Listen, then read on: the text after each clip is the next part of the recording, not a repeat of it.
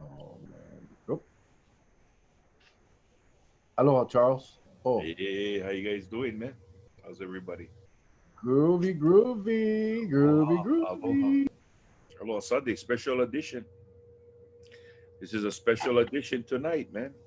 Right. Special Happy edition. Sunday, everybody. Happy Sunday. Yeah, What a special. rainy day today. It was raining off and on all day today. We had some good rain today, which was nice. Well, I know the Mm. West Side needed it because I guess we're gonna fire up Koke, Oh boy. and so we saw the ridge line, and but he had good amount of water come down, but I don't know if it was enough to help put it up, but at least it was something. So on the West Side had feel some rain. But aloha, everyone. Welcome on this beautiful Sunday, the 20th of September. We'd like to say aloha to everybody. It's about 6:44. We normally come on at 6:45, so we are on a little earlier. We're on by 1 minute early, and we'd like to say aloha to you all. Tonight we got a very, very important show because you know there's there seems to be a lot of confusion, and we're gonna talk to someone who's been very focused on his work as an emergency room doctor, but also works with the Premier Medical, which is headed by Dr. Scott Miskovich. And this individual is Dr. Darragh O'Carroll, who I believe just came back from the Big Island. He's been working on the Big Island with that clusters that they've been having up there. So he has a lot of good information. We're going to talk about the pros and cons with the one test process and a two test process, and try to make heads or tails out of it. And then there's a lot of other things that we like to ask him about. We base a lot of our findings of when you get infected, when you start to show symptoms. There's this period of time in between, and it floats anywhere between 2 to 5 days, 2 to 7 days. I know there's no exact date on it, but when it happens, it happens. And then we're going to talk about asymptomatics tonight. I know we've had a lot of information tossed around in the past, but I would really like to know, because it seems like everything is drifting away from asymptomatics, that a person can be asymptomatic, but they're not contagious. And if that's the case, that's what happened with um, the veterans home. I believe those employees who were first infected, they probably were asymptomatic, and it spread relatively fast. So I don't know what to think. But again, both Mel and I, we're not doctors, but we're here to bring the information to all of you, and hopefully we can get some good information out to you that that be worth its weight in gold, because D-Day is October 15th, and when we open up, it will be actually the point of no return. But again, I worry so much, and I hope a lot of you are worried too about our businesses, because if anything should spike, what will it take to shut businesses down again? And I don't think there's going to be many businesses that's going to be able to survive this next shutdown. I don't, and plus, personally, I don't think it would be fair to them unless we know where these viruses are congregating and clustering and where it's affecting people. I don't really believe we should be having a blanketed shutdown. I think everything should be focused on where the virus is at, where it can be attacked, and keep it and strangle the darn thing in place, if possible. I don't know if it can be done. I'm pretty sure it can. That's what contact tracing is all about, and so forth and so forth. So that's where we're at, brother Mel. Yeah, well, we got a lot of questions to be answered. It just seems again, everything from this state has been to open up the tourism from Right. day one, and now all of a sudden, a couple of months ago, everything that was uh, concerning, like the virus, all of a sudden the fact that you could spread the virus asymptomatic. That was a dangerous part of this virus. Remember, a lot of the experts said the difference between this virus and the last one was the last one everybody got sick. SARS-2 or SARS-1, everybody got sick. So they were out spreading the virus, but you knew when someone was sick. And this one, you don't, because 40% of the people are not symptomatic. So, but now all of a sudden, if you hear our state, they're telling us, nah, we don't really worry. If you're asymptomatic, chances of you spreading the virus is very slim. And you know, one test, 72 hours is plenty sufficient. But 2 months ago, it wasn't. 2 months ago, everyone was saying no, that's just not going to be effective. So again, I think that the date has been the October 15 deadline has been set. So now I think what you'll hear from the state anyway going forward is how safe it's going to be before we hit that deadline. And they're gonna change their outlook on this virus. You watch. I mean, it's already happening. It's already happening. So that was the reason why Dr. O'Carroll is coming on tonight, because he wanted to clarify a few things, wanted to talk about the one test system. Dr. Alderete as well will be on Wednesday, who was part of that COI discussion group that spent a lot of time and resources on that study. But I think, I think enough experts have said, all the experts have said that, one test prior to 72 hours, medical experts I'm talking about, virologists and and people like that have said that that's just simply not sufficient because of the window of infection, the period of time that this virus takes to become active. It's longer than 3 days. So hello, that means if you get infected during that 3 day window, or I should say you get exposed, the virus is not going to show up in that 72-hour window. So it's useless. I guess that's what I've read anyway, in all the documentation that I've read. So we'll see what Dr. O'Carroll. Well, let's folks, if we can, and we're going to ask you to please, again, we've been doing it all day today, but right now, since we're up and running, please take this right now for those of you who are on. All 119 of you, I'm pretty sure there's more that's not recorded on the number count. If you can hit that share button, make this a watch party or share it, one or the other. But please do, let's spread the word. A lot of good information, because this will ultimately affect all of us somewhere or another. And so we would like everyone to please jump on and see how we can cocoa one another, because it's finally coming down to this point, gang.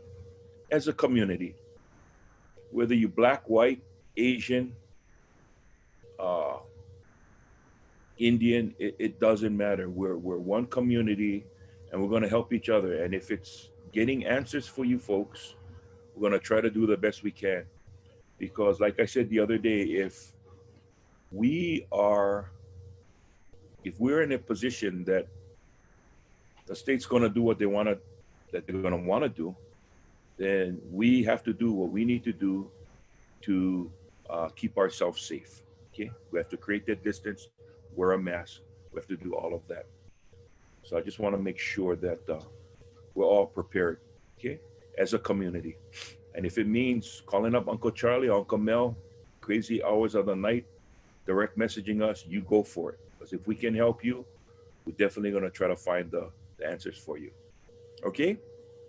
So with that said, I understand Dr. O'Carroll is somewhere in the reading room, or he's ready to come on. He's going to be coming on very shortly. So I'm sure he's making everything look nice, fixing his hair, making it nice. Probably wearing a aloha shirt. I get my other Kawhi Strong shirt today, the different version. And also, Because I if you believe, can, folks, please share. Please share, okay? If you can tonight, please share the Snickers. There you go. There you go. Oh, there he is, right there.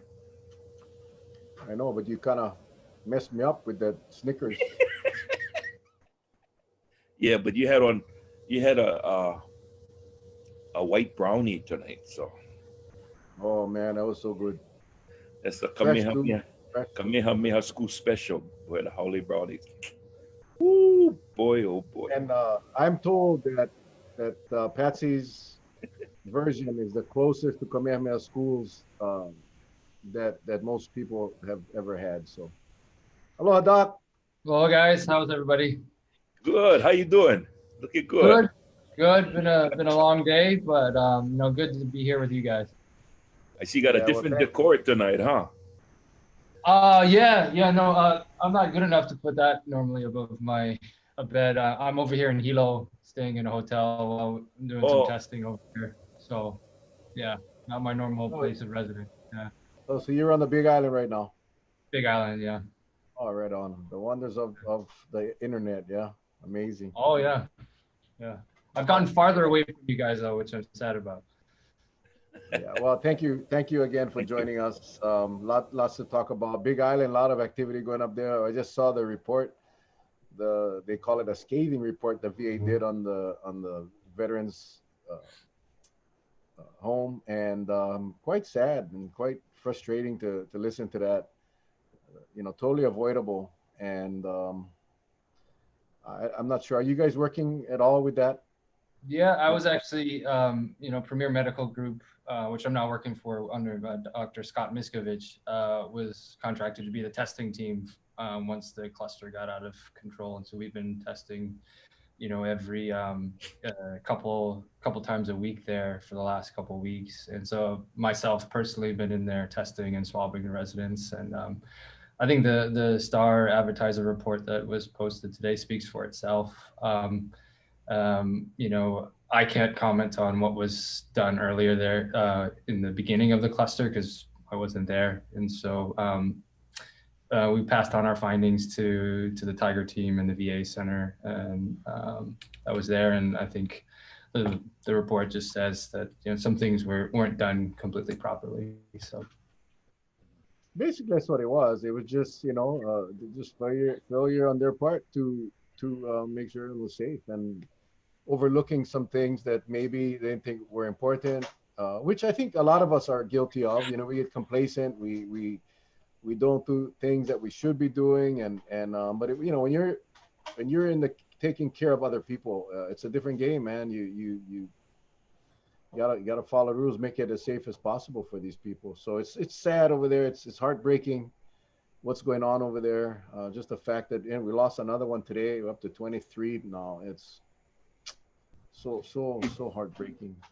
Hey, Doc, I wanted to ask you that, regarding that locale, directly across the street, maybe a little bit upwards from more across the Hilo Medical Center, is the Hale Anui Nui. It's another restorative care center, similar to the nursing home there. Um, what's your take on it? Where you're at working, there just seems to be that outbreak. And then you have a similar type of operation that's across the street. Now, I can only assume, and I kind of want to set this up for you to answer however you're going to answer it. I can only assume that they've had more precautionary measures in place because they don't have anything over there. I can't assume anything about their facility. They haven't had a cluster. They haven't had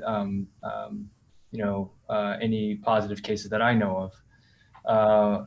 But that's all it takes for this, sneaky virus to get in. I was listening in to you guys before I came on, and that you guys were talking about asymptomatic spread, and that's what happens is that this virus has a large percentage of asymptomatic spread and pre-symptomatic spread, meaning you're infectious before you develop symptoms if you go on to develop symptoms.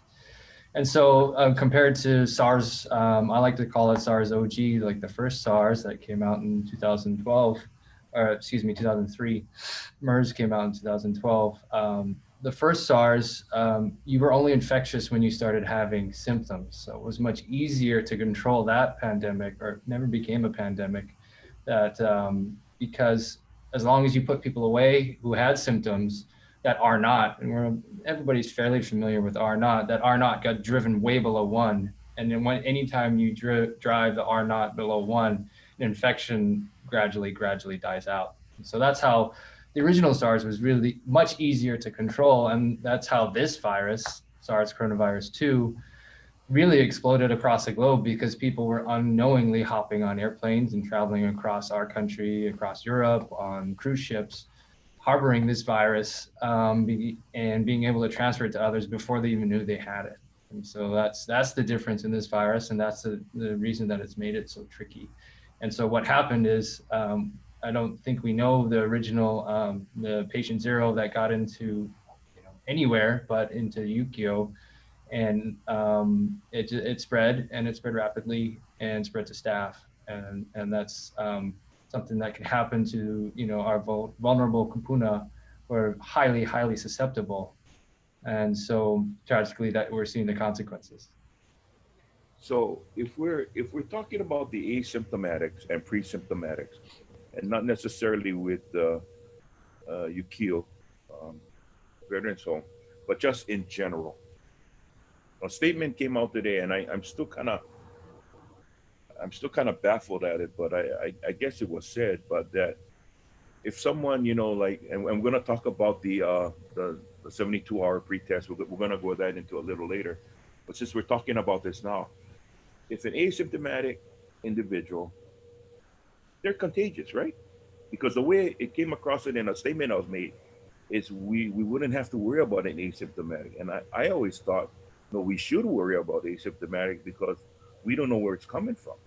Yeah, no, they are. They're not as symptomatic, they don't transfer the virus quite as efficiently as those who eventually become symptomatic, simply because of two things. Their viral loads maybe don't peak quite as high, and they're not having the swollen tissue linings of their nose that expel virus, or they're not coughing, they're not sneezing, they're not breathing as heavy. And so for those two reasons, symptomatic persons do transmit it a bit more. But the CDC estimates that at least an asymptomatic person is at least 75% as infectious. That's 3/4 of as infectious as those with symptoms. So it's a very high percentage of infectiousness, and it's not anything to be to ignore. And so that's why this virus got out of control across the globe, is that there's a large percentage of asymptomatic and pre-symptomatic spread. As you correctly, were like, hey, this doesn't sound right. Where did you read that, or where did you see it? Well, it was on the news tonight, and it came from, it was an interview done with the LG, and he made that comment, and I just caught it. Maybe I'm taking it out of context, but that's, it was talked about asymptomatics. Not that he expounded on it, but I think they were referencing the different plans and about asymptomatics. Sure. If you guys want to go through some of the data from CDC and a visual presentation now, we can do it now, and it kind of leads up to your later discussion. You guys want to do that now? Yeah, we can do that, but I just want to make sure, because that's a huge diversion from what we were being told early on. This whole thing started out by us being told that you couldn't catch the virus unless you got in contact with someone that had symptoms. That's how this all started back in February, March. And then whoops, we just found out now that asymptomatic people that are exposed to this virus, that has the virus, can spread this virus. And it's been that way all the way. And all of a sudden, again, we're looking at October 15th of a opening date of travel, of visitors coming in. Then all of a sudden now, and it was Josh, and Josh is a friend of mine, but he was on our show the other night, and he said it. He said, we really don't have to worry about asymptomatic people with the virus. And that's, again, it's a huge departure from what we've been saying along for the last 3-4 months. So, and it's big. It's big. Yeah. Especially on an airplane, it's big, especially on an airplane. So. Yeah, and if you look at it of just the context of what are the the commercial industries that are using, a testing guidelines to make bubbles, like the NBA. You don't just take one test and get into a film industry bubble or a sports industry bubble. And so they've recognized the downfall on basing any sort of symptomatic screening just on one test and any sort of high frequency or high quality. And so they, the NBA's criteria is like, you got to be in quarantine for a week and you got to take 2 tests Dr. Miskovich's protocol for the film industry and SEC protocol is 3 tests, 2 PCRs plus an antigen over the span of a week to 10 days. And then you get tested regularly while you're there. You're not just, you're keeping surveillance. And so all of these industries and epidemiologists have seen that you can't rely on one test because it's a snapshot in time, and this virus increases just like a pregnancy test. It takes a couple of weeks for a pregnancy test to get positive, and it takes a couple of days for the viral loads in your body to get to levels that even the most sensitive tests can pick up. And we can start going through a visual representation of that. Go ahead. You can go ahead and share your slides. Okay. Let's go ahead. And these were actually pretty much the same slides that I shared. When was the last time I was on your guys' show? Like 2 months ago or so? I've lost all track of time, but I would assume probably 2 to 3 months ago. No, it was the beginning of August, ending of July. Yeah, so these are just a shorter version of what I shared that time. I'm just going to distill it into something a little bit shorter. Here's a good table, and I just want you guys to focus on this column over here if everyone can see it. And this is the current best estimate by the CDC based off of all the data.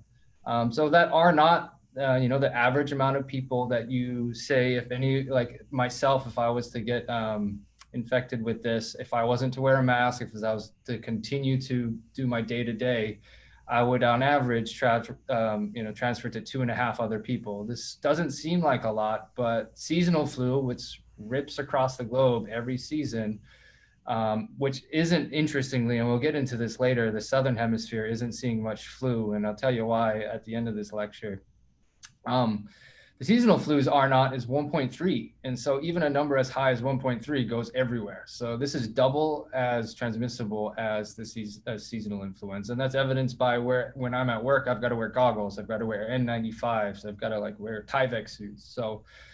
So we know that. The overall infectious fatality rate, and this is fatality rate. This is people passing away. This isn't, people being in the ICU on ventilators and then getting better and then being on oxygen for several years, or those getting meningitis or myocarditis, or all the complications that we can normally can get with coronavirus. Even as young people, this is fatality rate. Doesn't look like a lot. This is 0.6%. But again, when you put it in the context of flu, seasonal flu, regular old flu's mortality rate for all comers is 0.13%. So again, this is about 5 times, roughly 5 to 6 times as deadly as influenza, and then again, twice as transmissible. Okay, and here's the percent of people that are asymptomatic, or current best estimates. There's some, scenarios here where they're higher, but about the current best estimate is 40% of people are asymptomatic. So that's quite a large of all comers. As we get older, there's a lower chance of being asymptomatic as you get older. And then here's that number I was talking about, is what is the infectiousness of somebody who's asymptomatic relative to people who are symptomatic? 75%. There's still a really, really high percentage of people that can transfer this even though you don't have symptoms. And also there's that second category, which I think one of your commentators noted on one of the comments while you guys were chatting. There's the pre-symptomatic people as well who can also transfer this. And so overall, what is the percentage of transmission that occurs prior to developing symptoms, or if symptoms never develop? It's about 50%. So that's a large people that are just can be walking around, flying around, traveling around, sailing around, who don't have symptoms, and are going to transfer this virus. We'll move on to our next slide here. So this is, I don't want you to focus on these 2 lines. Just focus first, is to orient you, this x-axis on the bottom. This is days since exposure. And then over here on the left is the viral load. And this is logarithmic, meaning it's kind of exponential. So this is 100 viral particles or RNA per milliliter.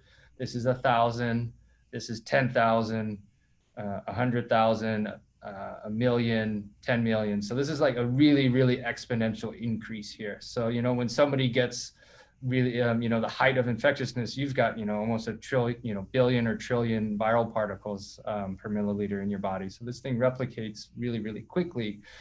And here's what's really important to know is that, say this is day 0 where you were exposed or you contracted the virus, somebody coughed on you, kind of touched something and then rubbed your eye or picked your nose or whatever it may be.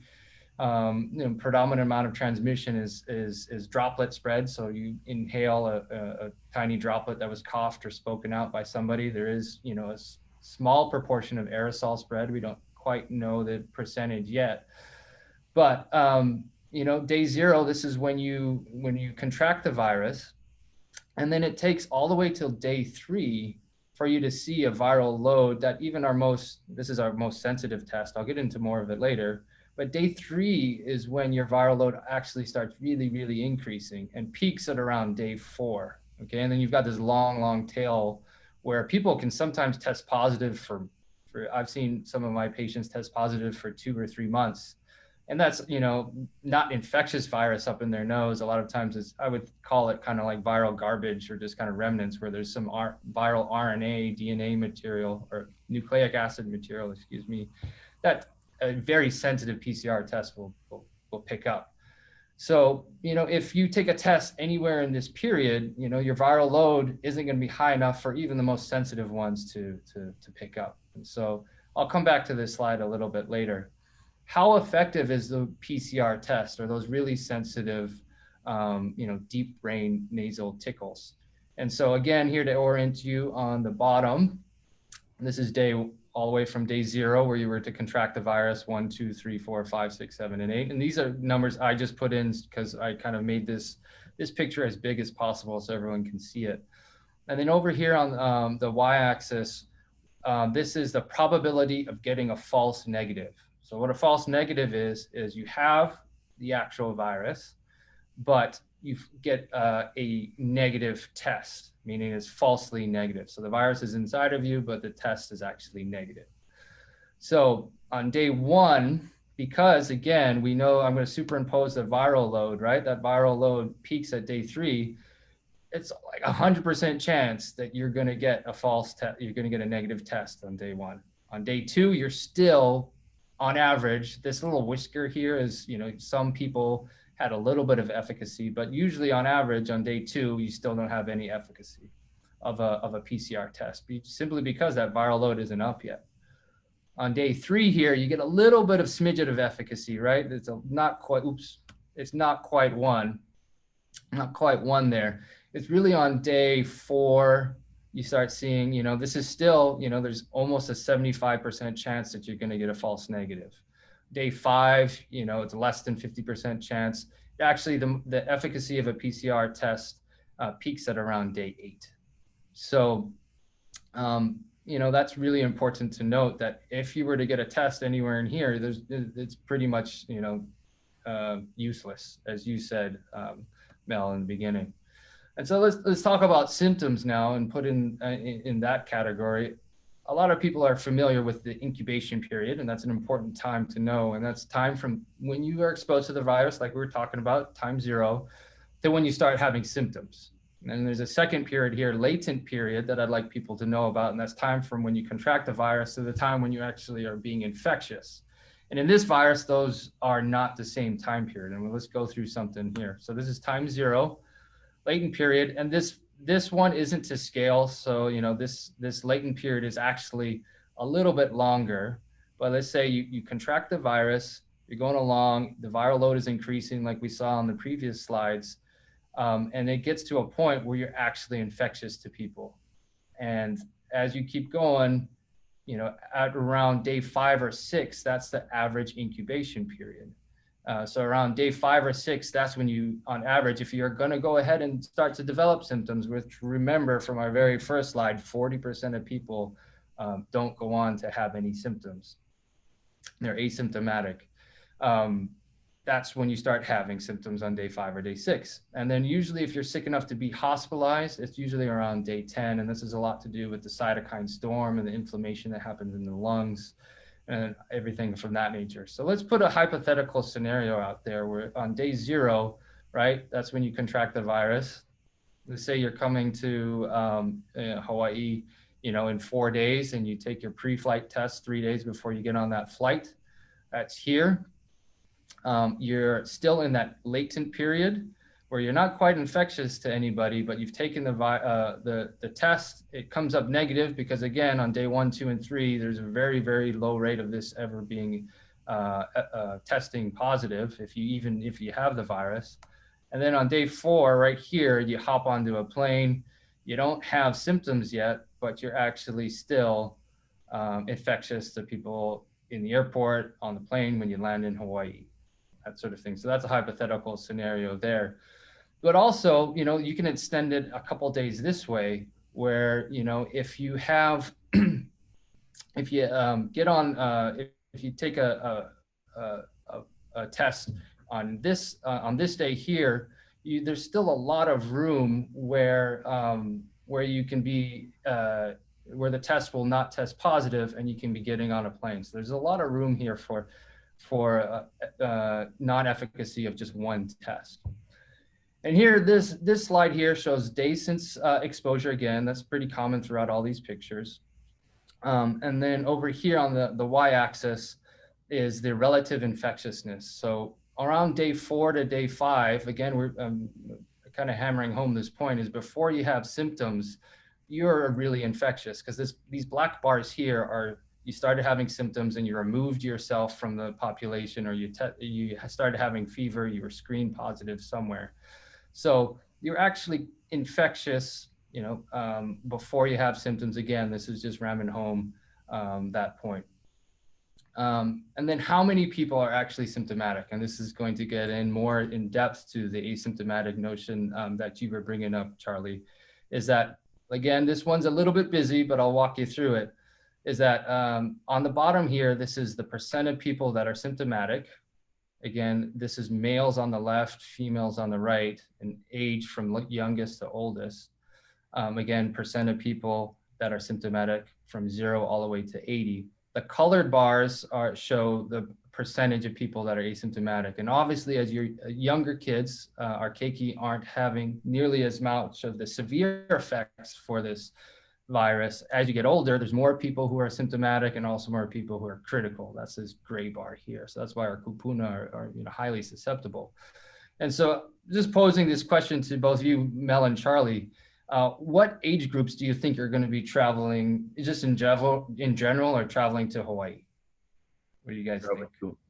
I would say 40 to 50. Mel, what do you think? Unmute. I would say the 40 to the 79, that 2 different age groups. If I had to pick one, I would say probably, or like, or a couple categories. I would say 40 to 79 would be where the majority of our people will be coming in.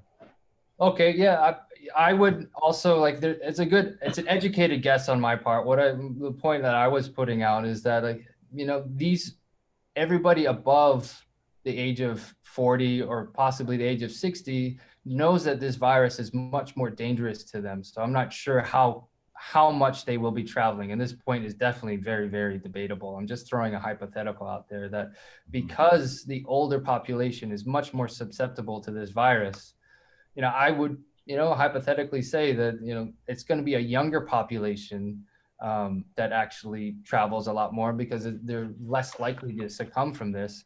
And in this study, it was a contact tracing study from about 2,000 persons from Italy when they had their large outbreak. 74% of persons under the age of 60, under this red bar here, were asymptomatic, so a larger percentage. So if more young people end up traveling, the more that, they're going to be asymptomatic.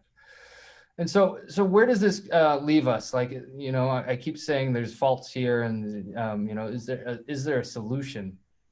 And so now I want to draw your guys' attention back to this slide and back to these 2 bars here. Again, days since exposure, and then viral load here on the left. So this pink bar is our very sensitive PCR test. They can pick up, sometimes, 60 to 100 little viral RNA pieces of fragment per milliliter, which is very, very exquisitely sensitive for their level of detection. That's just these 3 letters here, level of detection. This brown bar here is our less sensitive antigen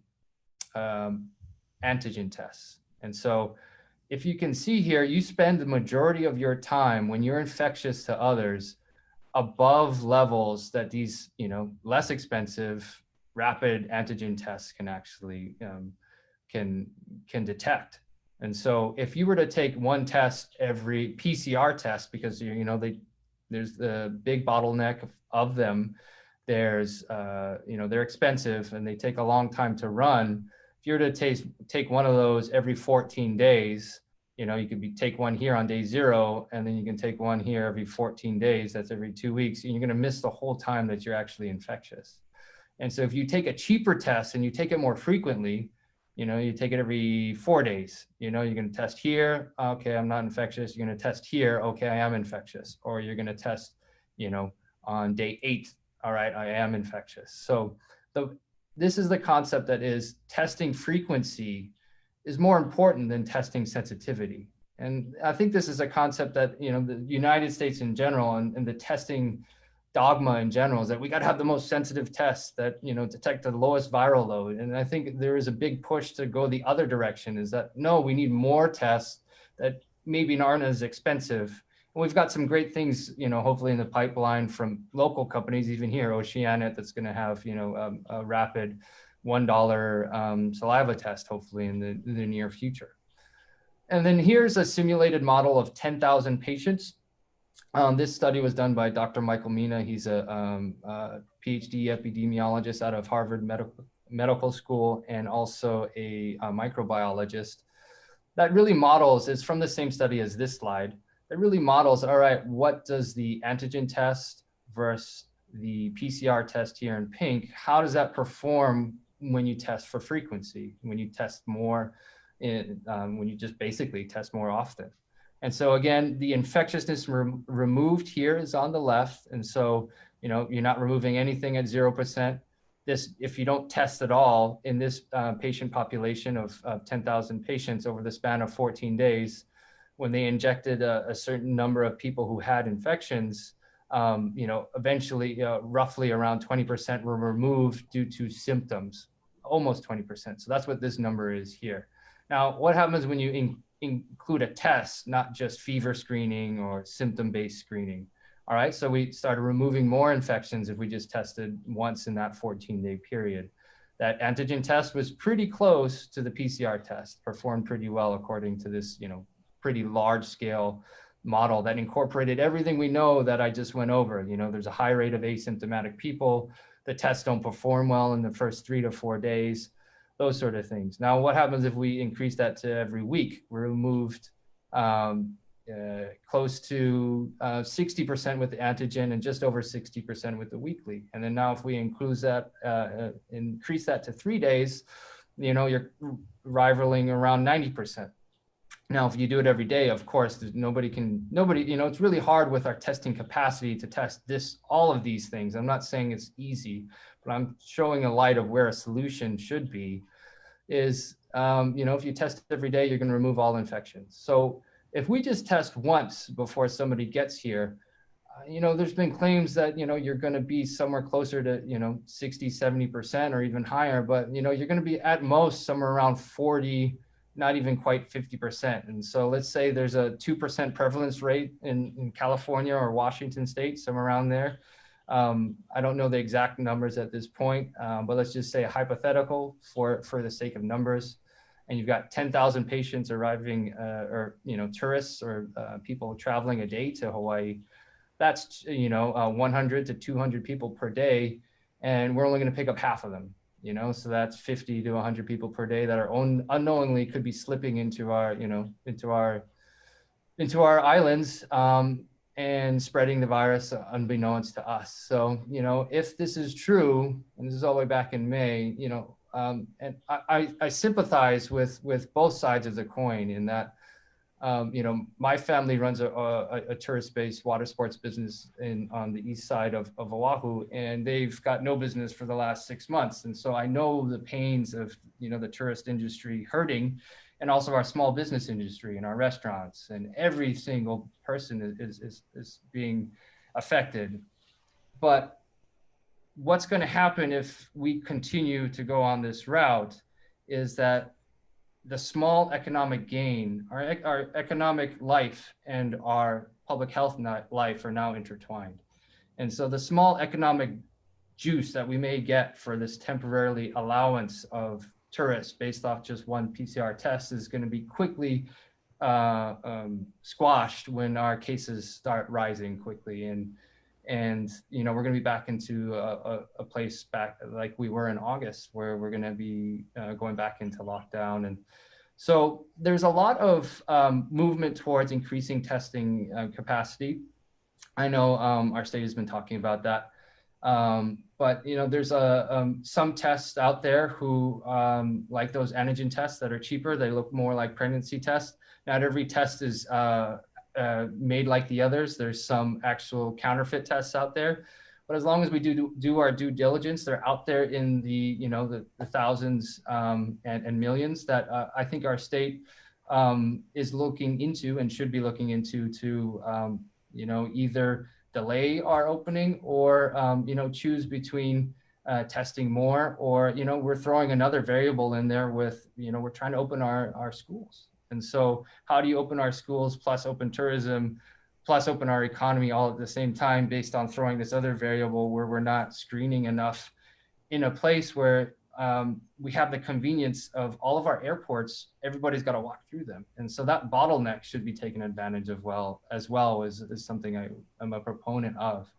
And so there's some talks, especially on Kauai Island. You guys, you have a big hui of physicians who are actively looking to a proposal that increases more testing. And so, I think I've been speaking enough for the last 20, 30 minutes. So I'll open it up I'm sure there's a lot of questions. I haven't seen any comments, but also questions from you guys. Well, I thank you for that. I think, as I saw in the comments, you explained it in a way people can understand. Again, I don't think anyone's surprised because we have been talking about this. Kauai, the discussion group, we had them on the show. They made their presentation to the state decision makers. I thought they were heading down that way, where you're going to add a second test on the 6th day. And obviously that didn't go through. Kauai is looking at, and I believe Maui our mayors have asked the governor to allow us to require a second test after arrival. And I'm hoping that will be approved. But, again, it's hard when you're up against the forces of the industry, the visitor industry, who's applying a lot of pressure on our decision makers. And that's why I think we're heading down this path. I mean, the decision to open up on October 15th was made while our numbers were rising. And in fact, the lieutenant governor said, Charlie asked him straight up, what's the trigger to shut down after we open? And he said 7 per 100,000 people, 7 cases per 100,000 people, which took us to about 70 cases on Oahu, probably about 6 cases, 5.5 to 6 cases on Kauai. So you hit the nail on the head when you said this benefit will be very short-lived. This little spike and I saw this, yesterday. I really I was moved. Another good friend of mine saw him on the news last night, and he said, "Yeah, now the challenge is to reach out to all of our partners and let everybody know that Hawaii is open." And I just thinking, man, I don't think you guys realize what you're doing with this one test system. Nobody in the world has successfully reopened anything based off of and allowed free reign of movement. You can do one test and then restrict like a longer quarantine, maybe like 7 days, and then retest at that end of that 6th or 7th day. But nobody is doing a one test based protocol with freedom of movement after that and successfully done it. Everything has shown that the numbers have just increased and to unsustainable numbers. And our neighbor islands, Hawaii, Big Island here that I'm on has a very little testing capacity, medical care capacity. Kauai as well. I've worked on Molokai, Kauai, and Big Island, and there isn't much room for give, and so that's what I'm worried about as well. Well, I know they're using the excuse of no more the capacity, but there's other alternatives like you mentioned. Also, they never had a damn concern about closing H3 and doing 70,000 tests in a week. So it's horrible. The testing from everybody we spoke to, from people in Korea to people on the mainland, doctors that are saying, if you want, including Dr. Miskovich, if you want the test, you can get the test.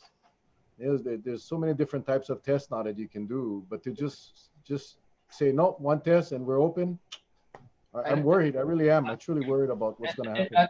And I'm not saying the logistics of increasing testing frequency is easy. There's a lot of variables in it. You've got to have the manpower to do the tests. We got to hire a lot more manpower. You got to have the tests in general. You've got to have the places to do it. You've got to have more hotels or areas for people to isolate in if they do test positive. You got to go over the legality of it. Like, is it against the Constitution? You've got to be prepared to defend.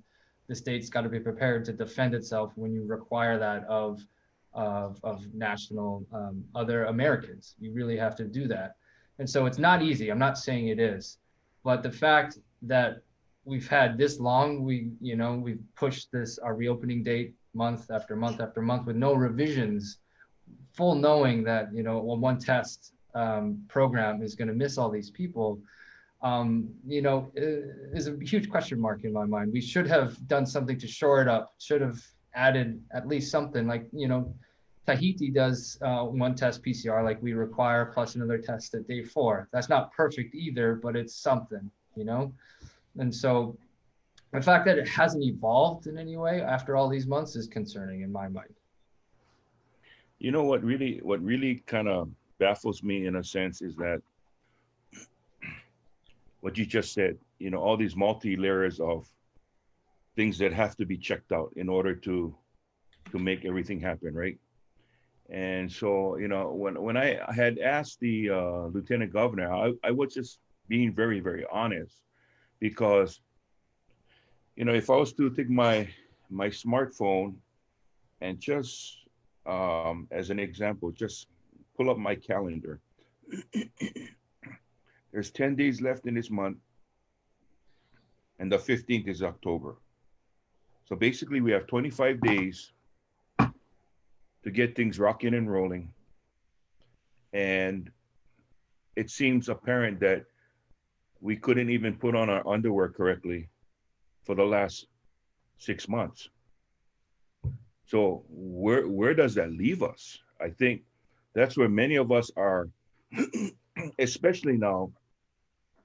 I did a post today, you might have read it, with regards to the nursing, people such as yourself. You are the stakeholders, because if we open up, and like you said, if you got the rise in numbers, right, and things go sideways and people get sick, who's going to take care of them? It's going to be the nurses. It's going to be doctors such as yourself. It doesn't seem like any of that came into consideration. It's almost like, they get sick, we'll just dump them on your lap and, you just deal with it when you can. I don't think that's the right way to do it. So I think what's worrying me literally is, I saw an article today, and I wanted to ask you about that, about the Abbott, the card, the $5 antigen card.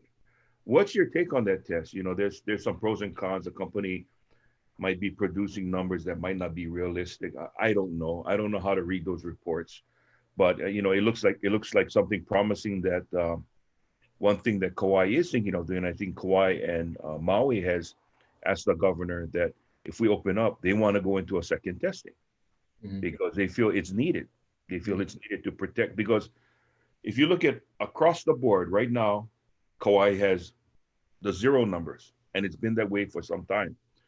But the mayor had to make some pretty hard decisions, and he did. So what do you think about those Abbott test cards? The BIAX now, yeah, I haven't read the reviews with regards to external testing, but I have read in depth the EUA report, and it does show over 98% sensitivity and specificity, and it doesn't require an analyzer. So you got to think about throughput as well. Like a lot of these rapid antigen tests, until this one and several others, you need to stick that rapid tests into a machine. And so these machines are the limiting factor. But the Biax Now card is just like it's the size of a like something like this. You take the swab, you stick it in the card, you let that card, and it's just really a piece of cardboard, really. And so the rate limiting step is going to be how many of these things can they produce. But also they haven't been tested in asymptomatic, or not certified for asymptomatic persons at all.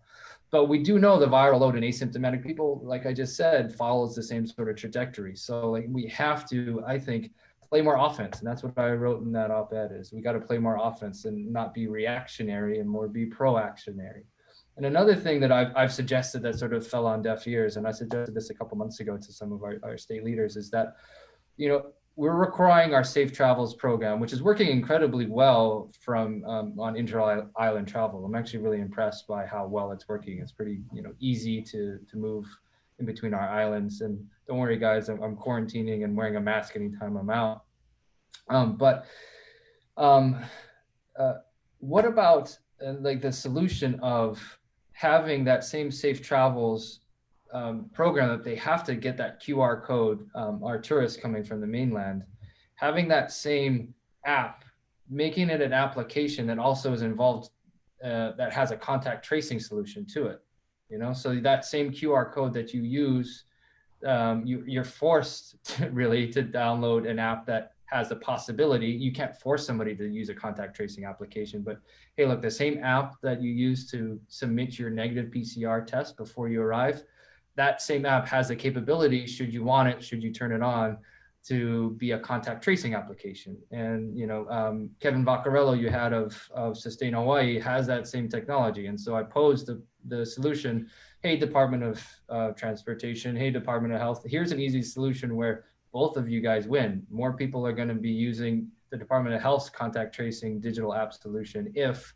you include that solution in the Safe Travels pre-screening criteria. So that didn't seem to land, and I thought it was a no-brainer in my mind, but we'll see how it shakes down. We don't have our digital contact tracing proposed yet by the Department of Health, but I know Kevin Vaccarello has had Kauai counties looking at it, are using it as a pilot program. Maui County passed the proposal to use it as well, and so is Hawaii County. So hopefully that's there in the near future. We're going to need digital technology to have an effective contact tracing program. I'm sorry, it's not just like you said, the time it takes, the human resources that it takes to.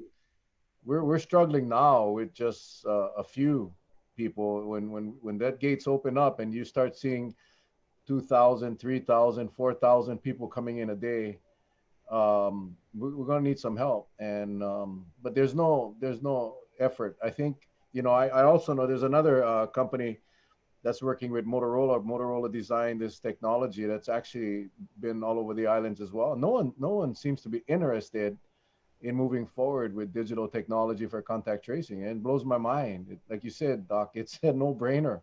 You get it done. And that way, all of the sports, the NFL, NBA, NCAA, all of them got to wear these little bracelets that track every contact that they come in with. So if any one of them tests positive, they'll have an instant report of all the people that this person came in contact with. It's a no-brainer, but the bottom line is this, and I heard this said yet on our show, is basically if we inconvenience our visitors, more of them won't come. Not as many of them will come. And right now the goal is to bring as many here. And I just think we're going to be in trouble. It's short-sighted, Mel. It's so. You think about it, man, and you the doctor studying this stuff, but the way I look at it, based on 1,000 people coming a day or 2,000 people coming a day, and the percentage of possible positive people that are coming through and not being caught up, in a month we'll be shut down again. And this one will be so massive because of and remember, these guys are going to come in, the asymptomatic. They're going to be going out. No one's going to assume anything. They're going to contact a lot of people, 2.5, 3 people each. it's not unusual to think that we may have 3,000, 4,000, 5,000 cases in a very short time, and we simply cannot handle that with the hospital resource that we have. And what season are we running into? We're running into cold and flu season. And this is what I was alluding to earlier in the lecture. The one good news that we can take out of this is that, um, the southern hemisphere flu season we just passed, right? Because the southern hemisphere winter is now, and then we flip forward, and now we're going to be entering flu season in our January. So what's great news is that because so many people are distancing down in the southern hemisphere, and this is Argentina, Chile, Australia, they're not around each other. They're wearing more masks. There's more public health. There's more awareness. There's more people washing their hands. All of those actions have driven the R naught of flu, which like I said, was already really low at 1.3, just above 1, has driven it below 1. So we haven't seen much flu at all, seasonal influenza in the southern hemisphere. So we can expect that again. But why does seasonal influenza peak in the winter? It's because more in the mainland, more people are closer together because it's cold outside. They're sharing more indoor space. And so we're to expect that the cases on the mainland are going to continue, are not going to increase again in the fall. The CDC, Dr. Redfield, and everybody have been saying this could be the worst fall that North America has ever seen. We're seeing cases starting to spike again in Europe where their cases went down. So to expect that there aren't going to be hotspots on the mainland, and just to be like, hey, open our doors throughout that, there needs to be a more stringent protocol, and have suggested some possible solutions, and the digital application needs to be part of that as well. So there's just a lot of movement that should have been had in these 3 or 4 months where we've been locked down and not having tourists, and remained, I think, for lack of a better word, stagnant. Well, there's this thought process that went in that, the former Department of Health director, since he's retired, it was possibly his idea that he did not want additional testing. This is what we heard, and we tried to follow up on it.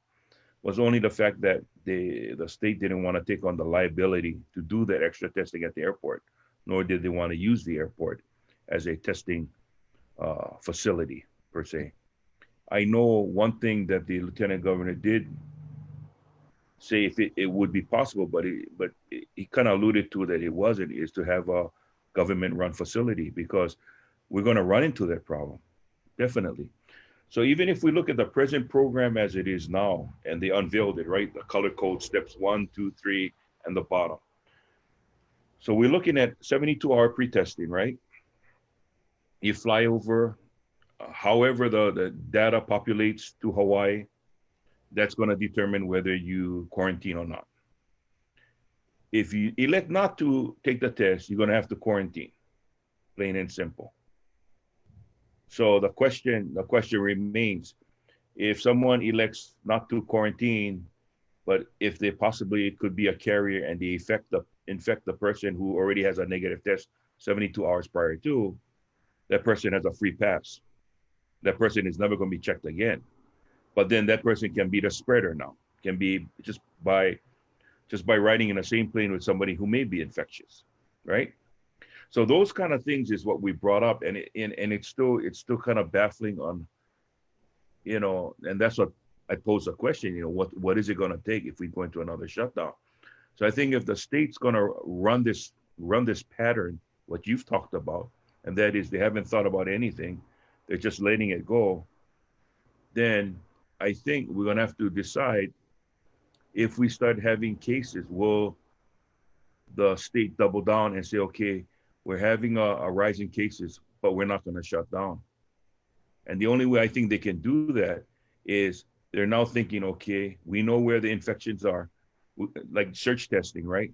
We're going to target those areas and saturate those areas to see how vast is it spreading, or is it just particular in that area, and leave the rest of the state alone.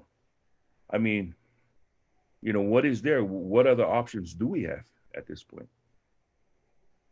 And then the other variable, as I mentioned earlier, is reopening schools. Like our Keiki need the in-person education, and that's another variable that's all being mixed into this. We don't know exactly how that's going to affect the current programs that we have. We've seen in Georgia and a lot of the other states who reopened their schools that infections just went rampant in some of them when they didn't have the appropriate protocols. So that's all of this is all looped into all three of these variables: reopening our economy, reopening our state to tourism, and schools are happening all in the same vicinity, which I think we take one at a time, maybe. And that's more of an ethical question: which one is most important to us?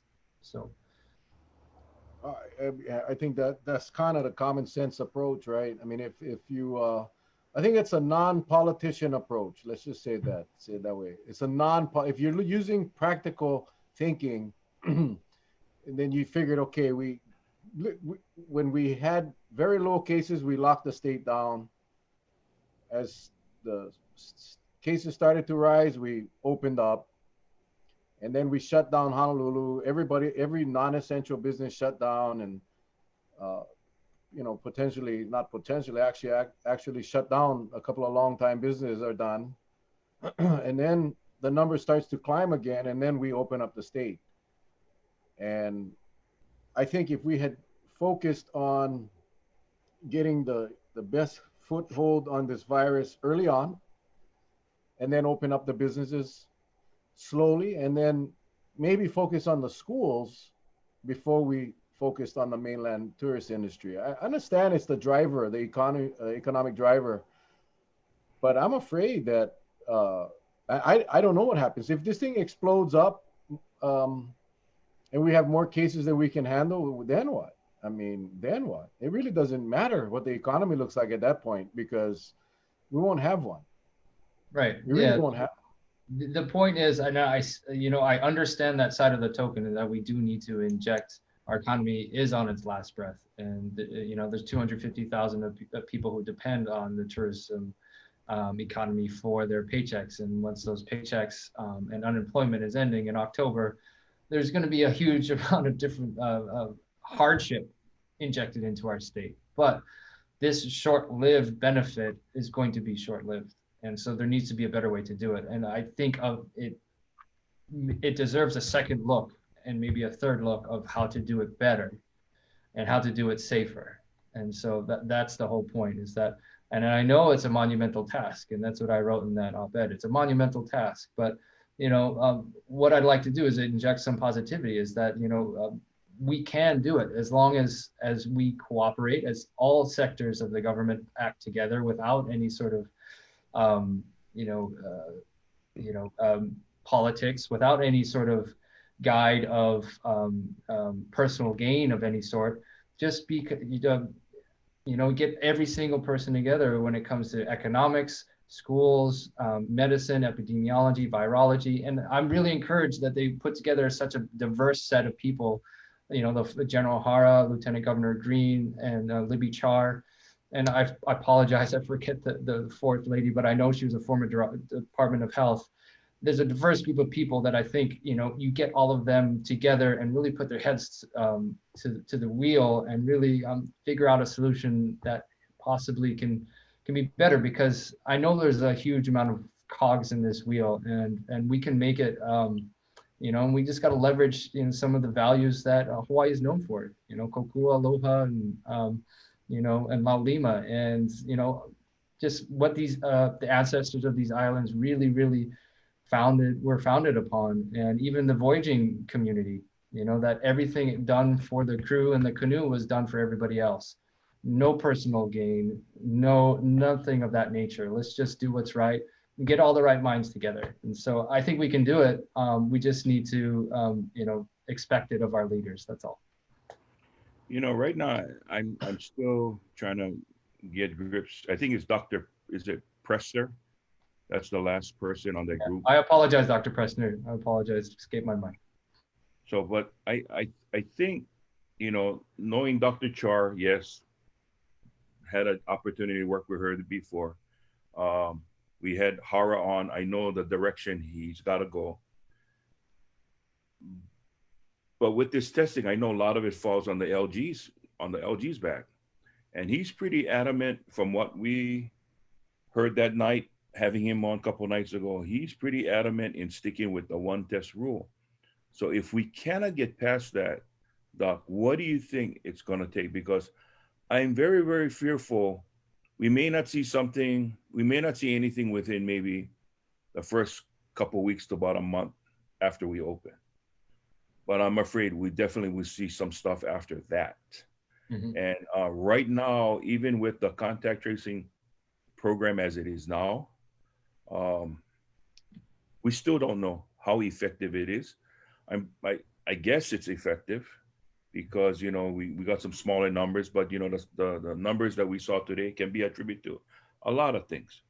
But nevertheless, where do we go? What do we do? Uh, I know just by reading some of the comments, a lot of people want the two-test process, but if we can't get that, is there anything that you could tell the people out there what to be looking for? All we've been saying is this: we know that wearing a mask, social distancing, sanitizing, avoiding large crowds have been working. Mhm. Anything, we just got to practice that and just stay away. I mean, because that's all is available to us until the vaccine comes out, right? Sure. That's all that's available to us. But what would you recommend? What would you recommend to the people out there, Doc? Charlie, you just said it perfectly.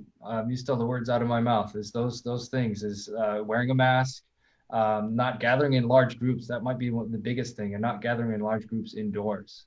Sanitizing, and not being anywhere where you shouldn't be. Like honestly, for the last 6 months, I've only gone to work, home, and my parents' house outside in the yard mostly. That's all. I haven't gone anywhere else, restaurant or bar. So those things need to be highly, highly avoided. That's not to poo-poo bars and restaurants. I know that they need to make their money. We can support them through takeout. We can support them through outdoor activities. But indoors, restaurants and bars is really, really high risk. But a lot of the huge things is big cultural gatherings or gathering in large Ohana groups. As soon as you inject a couple families from different households, that's where the risk is. And so if you can stay in just the same household, and I know it's tough, and I know we're social beings, and it's really, really difficult to not extend the love to our families that we miss so much. But that can definitely help to stem the spread of this virus come fall time, come October 15th, November and December. And you probably said it even better than I, but those are the things. Well, that's what it's going to come down to. I mean, we're not going to have the control over the decision makers. I can tell you, just based on what I know, that this is not changing unless some drastic numbers increase here in Hawaii before the 15th of October. They're set. It's going to happen. The flights are being booked. Really wish they would have, like New York did to many states. You created the red zones, the hot zones, and any one of those people would have to go to quarantine. We don't even have that. I mean, there's no, regardless of, you could come from the hottest place in the United States, or even from another country, and you take that test, and you'd be walking the streets when you arrive. I mean, that's horrific. And I just wish that they would have considered. The Senate had a proposal to do a pilot program for the inner island. In fact, test this one test system, if that's what you guys are going to use, and allow the inner island people to travel a much smaller number, and see how that goes. I mean, I still think we should go with the two tests, but whatever we decide, we should have done it with the inner island travel first on a small scale. If we saw a little pop-ups, some spikes, then we know, oh, that just ain't working. Then you cut it back. But now, can you imagine how many flights, how many people are going to be here in the last 2 weeks of October? Can you imagine how many people have been waiting for this day to happen? And just now, all their flights that they put on hold, they got their change fees waived, and it's just banging them now. And we're going to see a whole bunch of people coming in. And I wish we would have started with a much smaller test group, even if it was one island or two islands, and run this pre-test system first, get a good indication. But now, man, Yeah. uh, The other, there's people we may be concerned about is a lot of our own residents are going to be traveling and coming back using just one test. You know, going to Vegas. You know, that's obviously a hot spot, and I know people of my generation who are responsible for a large amount of the spread, the highest percentage of the spread. You know, 20 to 30-year-olds aren't thinking in the same mentality. You know, that they're invincible and they're going to go places because they haven't been able to go places. And so that needs to be really, really done responsibly if people are going to do that. If they are going to go take one PCR test, if you care about our islands, like make sure that somehow isolate or quarantine yourself longer than, when you get home. So I would say, at least 7 to 10 days, make sure you're not having fever, chills, or anything like that. And you definitely make sure that if you go to work or if you have to go to work, ask them, can I work from home because I just went to the mainland. Because one PCR test, as we just mentioned, isn't going to cut it. There's this thought process, and I want to run this by you. If the only thing we have is social distancing, wearing a mask, and avoid large gatherings, and we only have one PCR test, pre-test 72 hours prior to flight coming in, I think it would behoove anyone, but it would be a benefit to Hawaii if laws can be enacted to make it mandatory that they gotta wear a mask, because I think that's going to be one of the key elements in this whole intermingling with people walking freely and trying to keep the spread down. Because we talked about the protection of the mask, right? Even though some people feel it's their constitutional right, they don't have to wear a darn thing. But I think they're going to have to pass laws to make it mandatory so everybody can comply that way. Because if what you're saying, I have no doubt, you're saying in the southern countries, right, that where flu should be high, but because they're wearing a mask, it's proven flus are low, then that's it. That's your answer that will kind of offset the second test for now until the second test can be brought in. Wouldn't you think so? Oh yeah, we know that masks bring down, the R naught to when you're wearing masks and social distancing, the Hmm. highest R naught got, and there was a point when we were really going through our surge here in Hawaii where R naught was the highest in the country, got to around 1.6. So it doesn't get as high as 2.5 unless you allow it to by not wearing masks and social distancing and of that nature. In those, in the cruise ships that this virus got on in the very early days of the pandemic, the R naught got up to 11 or 12. Just because everybody was in a petri dish and breathing the same air around everybody in the same place. So it's a fluid number, but when you factor in the average behavior and the average amount of people that somebody comes in contact with without any sort of public health measures that we've been so good at now promoting, and then it's 2.5, if that makes sense. Yeah. yeah, I think the mask mandate would really help.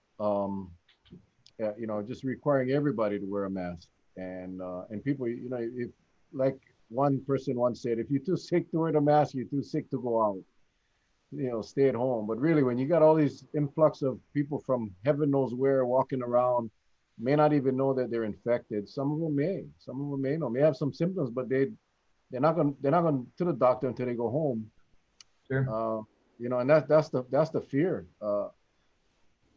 I know a lot of people that I believe had COVID, including my daughter was one of them. She never got tested. She had all the symptoms. From here, she went back to Oregon, and what she described to me was COVID, but they never took a flu test or a COVID test on her. It was early on in the pandemic. So, and I think there's a lot of people that's going to think they just have caught a cold or allergies to the Hawaiian tropics, and they'll just continue on their way, and all the while infecting people. So have them wear a mask.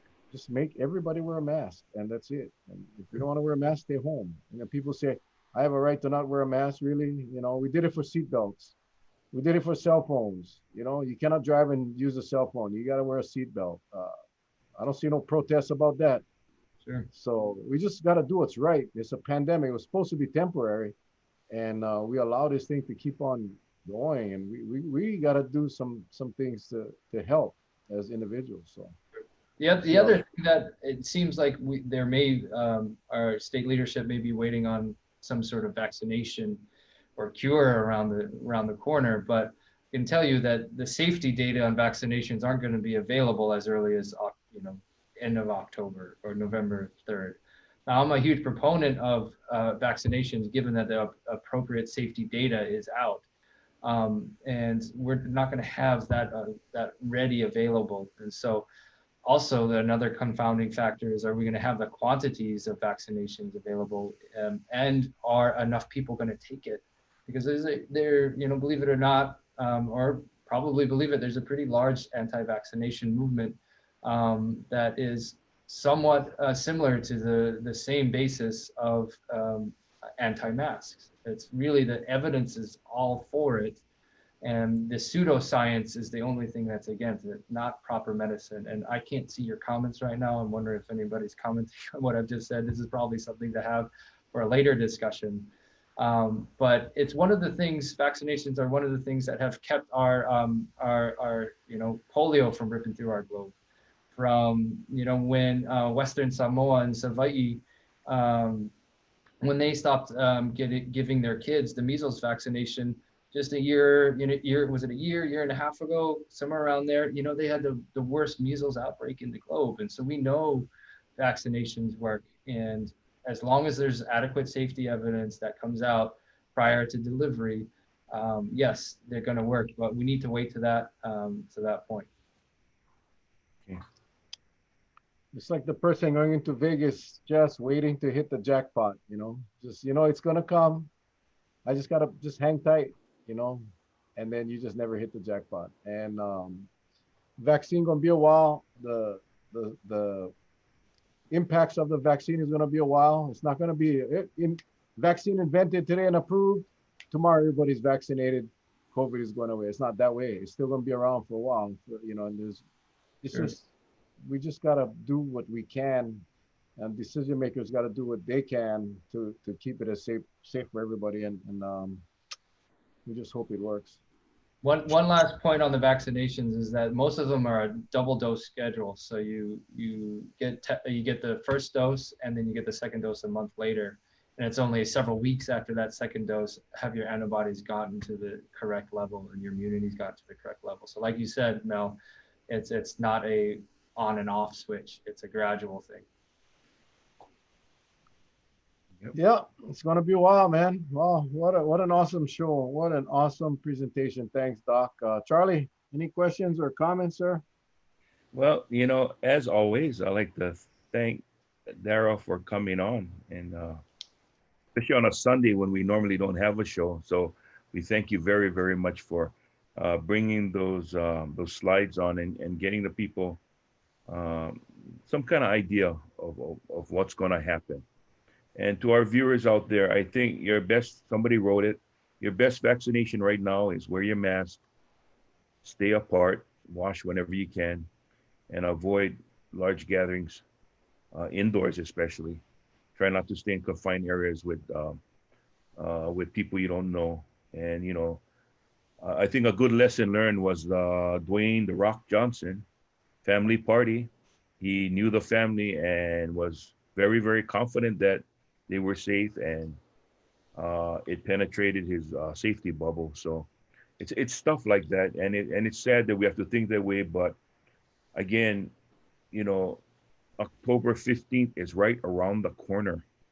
So unless something just miraculously happens that they go into a second test phase, make it a requirement, we got to do everything that we can to protect ourselves. That's the best we can do for now. Mel? Doc, thank you very much. Really appreciate the information. I think, we've been talking about this for so long, and I think tonight you made it very clear for the lay person to understand why the one test system is troublesome, that we need to start looking. And I know a lot of people are in agreement. In fact, everyone is in agreement. You got to let your legislators know. You got to email your legislators, email your senator, your representatives, your council members, email the governor, and let them know that you really want to see a better testing system for our visitors coming in. Um, Email everybody, because if not, this is going to happen. It is going to happen, and I'm afraid that it's going to be it's going to be irreversible, the damage. Like we see at the Hilo Veterans Care Home. Once you allow that virus in, it's really hard to control it, and that's what I'm hoping doesn't happen, but we're setting it up for that. And please, so just let your legislators, representatives, governor, everybody shoot them an email tonight. Takes you a minute to do that, just so they can get their attention. It needs to be done. It needs to be done. Yep, exactly. And then just a couple of announcements. Malama Pono has I know I go this way. I just got all these things that I gotta say. Malama Pono has a COVID-19 housing assistance program, $1,500 a month for 3 months. And they have spots for, I believe, 17 or 27 people. So 246-9577, 246-9577. That's Malama Pono. Let them know you want apply for the housing assistance program. And then tomorrow night, don't forget candidate profile, 7 o'clock, Wally Nishimura, 7:25, Ed Justice, and 7:50, Felicia Cowden. I just got breaking news. Avalon, just another COVID related right now popped up. Another death at the VA home right now reported. So, this stuff is bad, people. Let's do our part. Let's speak up. As Tulsi told us that one night she was on, keep making noise. Keep letting them know what we want, what we feel. Again, Doc, thank you so much. We appreciate what you're doing for us. Oh, go ahead, Charlie. Another thing too, for you folks out there that gonna take advantage because you've been cooped up too long. We had a fantastic show last night. Please, besides tonight being a great show, last night it talks about water safety for all you kupunas out there. If you're going to the beach, use safety. Remember now, we're not young anymore. So if those rip currents look pretty darn strong, just watch. Don't jump in the water, okay? Make sure everybody stays safe. And if you need one personal escort to the beach, let Charlie know. He'll take you there. You can tie yourself to him. Guarantee you're not going no place. The rip not going to take you anywhere. So just let Charlie know. Well, before we do that, I also like to share with you. Share this while you can, when you have an opportunity. Okay, let's share this while you can. I'll share it with you. I will not share any with Mel. I'll share it with you, and Darragh, I'll share it with you, but nothing for Mel, since he said that. All right, everybody. We'll see you guys tomorrow night. Thanks, Doc, again, man. Stay safe. Take care. And we're praying for all you guys out there in the Big Island. God bless. We love you guys. We'll see you tomorrow night. Bye-bye.